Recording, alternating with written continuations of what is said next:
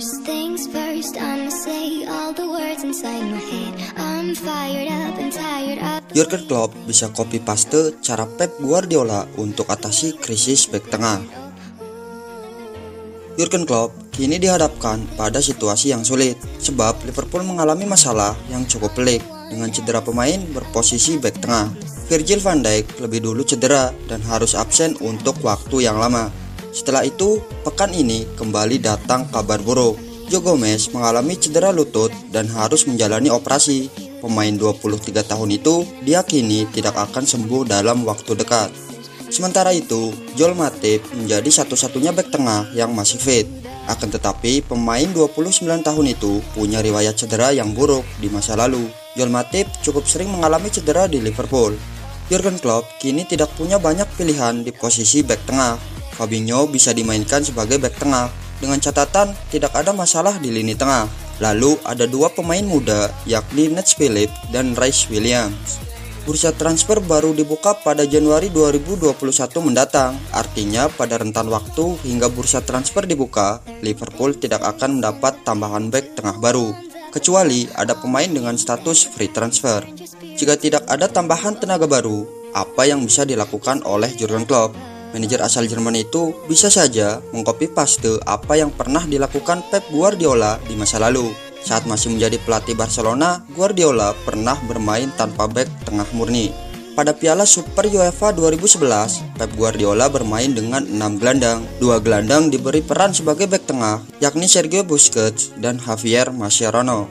Cara seperti ini tentu bisa diadaptasi ulang oleh Jurgen Klopp.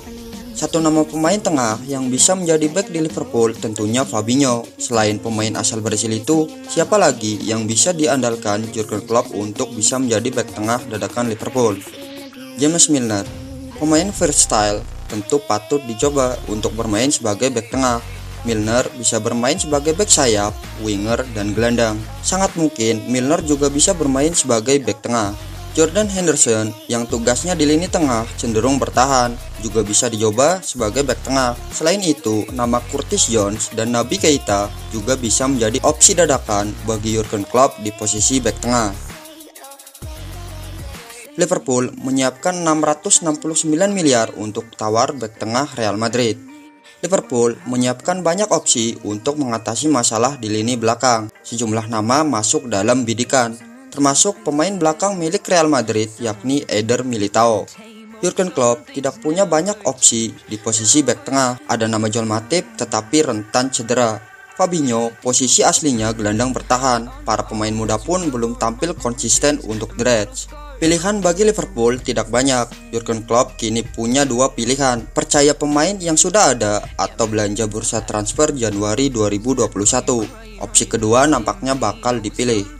Liverpool punya target besar di Liga Champions maupun Premier League. Sangat riskan jika the Reds bertumpu pada pemain muda seperti Rhys Williams dan Nat Phillips yang belum terbukti di level atas. Dikutip dari Sportsmall, membeli pemain bakal menjadi pilihan bagi Jurgen Klopp. Salah satu nama yang kini dipertimbangkan adalah Eder Militao. Bek 22 tahun itu tidak menjadi pilihan utama di Real Madrid. Liverpool diklaim menyiapkan dana senilai 36 juta pounds, sekitar 669 miliar untuk membeli Eder Militao. Harga itu masih di bawah uang yang dibayar Madrid pada Porto saat membeli Eder Militao pada Juli 2019 lalu. Eder Militao menjadi satu dari banyak pemain yang tengah diidentifikasi pihak Liverpool.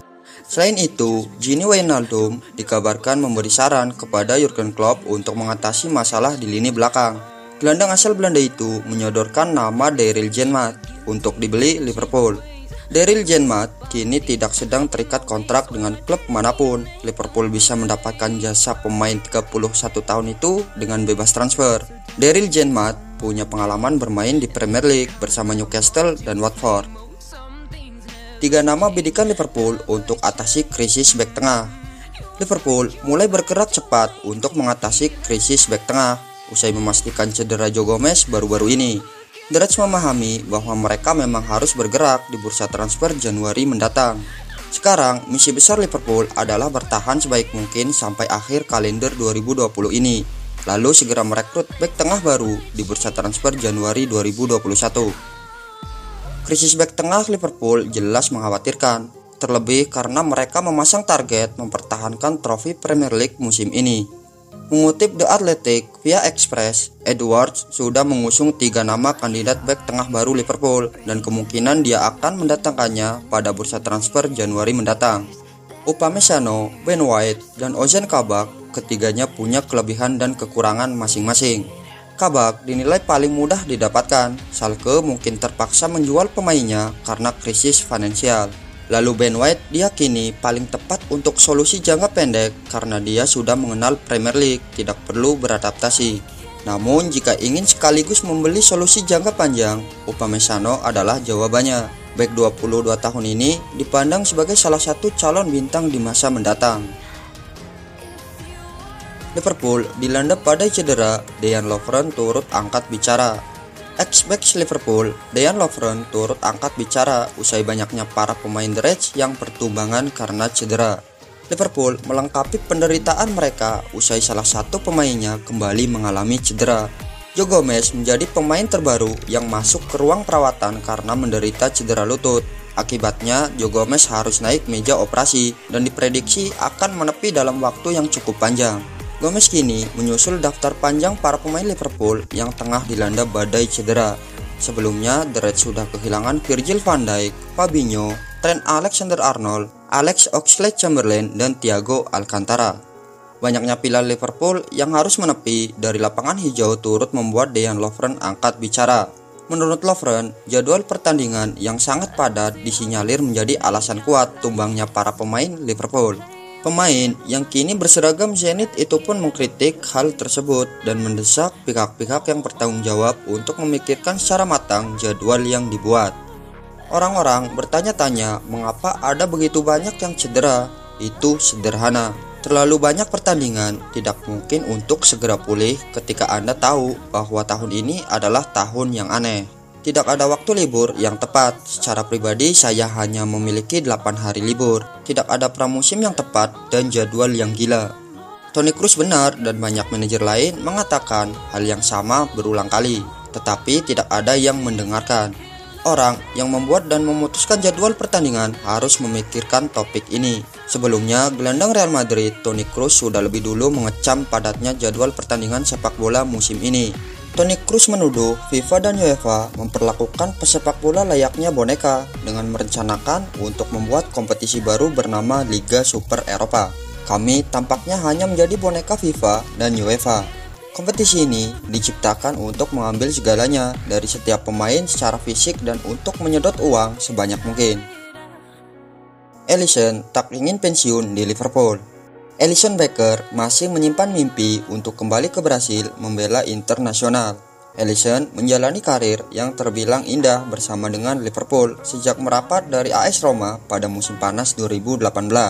Posisi kiper 28 tahun tersebut hingga kini juga masih tak tergantikan di Liverpool. Alisson menegaskan bertekad untuk melanjutkan torehan apiknya bersama si merah ini. Ia belum terpikir untuk meninggalkan Anfield. Meski begitu, Alisson mengaku tak ingin pensiun di Liverpool. Ia menyimpan mimpi untuk kembali bermain di kampung halamannya, Brazil. Tim masa mudanya yaitu internasional menjadi tujuan utama Alisson saat pulang kampung sebelum gantung sarung tangan. Pria kelahiran Novo Hamburgo ini memang merupakan produk Akademi Internasional. Ia memulai karirnya sejak level junior di sana pada 2002 hingga 2016. Alisson kemudian terbang ke Eropa untuk bergabung dengan AS Roma. Saya memiliki keinginan untuk kembali ke Brasil, tetapi apakah itu akan terjadi hanya Tuhan yang tahu. Saya tahu bahwa Tuhan memiliki sesuatu untuk saya. Saya ingin mengikuti rencana Tuhan untuk hidup saya. Namun jika dilihat dari keinginan hati, saya ingin kembali ke Brasil. Jika Tuhan memberikan jawaban, saya akan kembali ke internasional, rumah dan klub yang saya cintai. Saya sangat menghormati semua klub di Brasil. Saya bahkan mungkin ingin bermain untuk beberapa klub lain. Namun saya juga belum tahu apakah saya bisa kembali ke Brasil dan bermain untuk internasional.